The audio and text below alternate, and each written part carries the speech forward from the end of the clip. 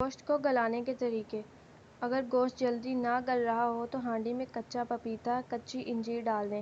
گوشت جلدی گل جائے گا۔ سخت گوشت پکانے سے قبل اگر 1-2 گھنٹے پہلے اس میں چھالیے کے 2 موٹے ٹکڑے یا انجیر رکھ دیں تو بھی یہ جلدی پک جائے گا۔ گوشت اگر فریزر سے نکال کر پکانا ہو تو فوراً نکال کر مت پکائیں، بلکہ پہلے 2-3 گھنٹے پانی میں بھگو کر نرم کر لیں پھر پکائیں، ورنہ گوشت سخت ہو جائے گا۔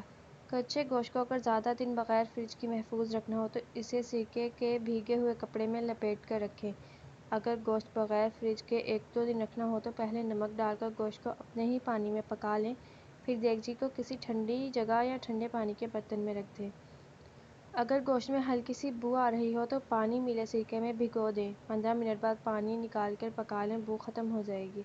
اگر گوشت کے سلائسز بنانا مقصود ہو تو پہلے گوشت کے پارچے کو فریج میں رکھ کر ٹھنڈا کر لیں، کیونکہ گرم گوشت کے پارچے ٹھیک نہیں بنتے ہیں، اس لیے پہلے ٹھنڈا کر لیں۔ جب آپ گوشت روسٹ کریں تو اس میں جو جوسز نکلیں اسے برتن میں ڈال کر برف ڈال دیں۔ جب تمام چکنائی جم جائے تو اس جوس کو آپ کسی بھی کھانے میں استعمال کر سکتی ہیں، یہ چاولوں وغیرہ میں ڈالنے کے کام آ سکتا ہے۔ اگر یخنی کی چکنائی ختم کرنا ہو تو یخنی بنا کر فریج میں رکھ دیں، جب چکنائی جم جائے تو وہ چمچ سے نکال دیں اور بغیر چکنائی کے یخنی گرم کر کے پی لیں، اس سے وزن نہیں بڑھے گا۔ اگر آپ گوشت کا روسٹ بنانا چاہتے ہیں تو گوشت پر تھوڑا سا سرکہ اور سلاد آئل مل کر 2-3 گھنٹوں یا پوری رات کے لیے چھوڑ دیں۔ صبح جب آپ اسے پکائیں گے تو یہ بے حد نرم اور خستہ بنے گا۔ گوشت کا روسٹ خستہ اور نرم بنانے کے لیے آپ زیتون اور نمک بھی مل سکتی ہیں۔ اگر آپ شفاف یخنی بنانا چاہیں تو یخنی بنانے کے بعد اسے چھان لیں اور پھر ایک کپڑے میں برف کے چند ٹکڑے رکھ کر یخنی کے اوپر پھیر لیں۔ ٹھنڈی برف پر یخنی کا گھیر چکنائی جم جائے گی اور یخنی بالکل صاف شفاف ہو جائے گی۔ اگر یخنی کا رنگ گدلا ہونے سے بچانا چاہیں تو ابلتی یخنی میں ایک انڈے کی سفیدی اور اس کے چھلکے کا چورا ڈال دیں۔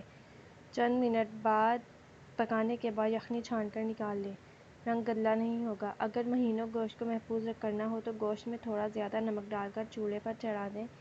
جب پانی خشک ہو جائے تو ایک مرتبان میں تیل لے کر اس میں گوشت کو ڈبو دیں۔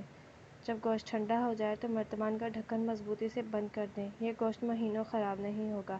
اگر گوشت کا اچار ڈالنا ہو تو گوشت کو لے کر اس میں نمک اور اچار کے مسالے ڈال کر پکا لیں، پھر ایک جار میں تیل ڈال کر گوشت مسالہ اس میں ڈال کر بند کر لیں۔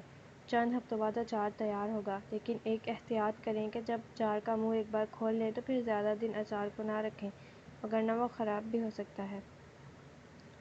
اگر گوشت کو خشک ہونے سے بچانا ہو تو اسے پانی میں بھگو کر نچوڑیں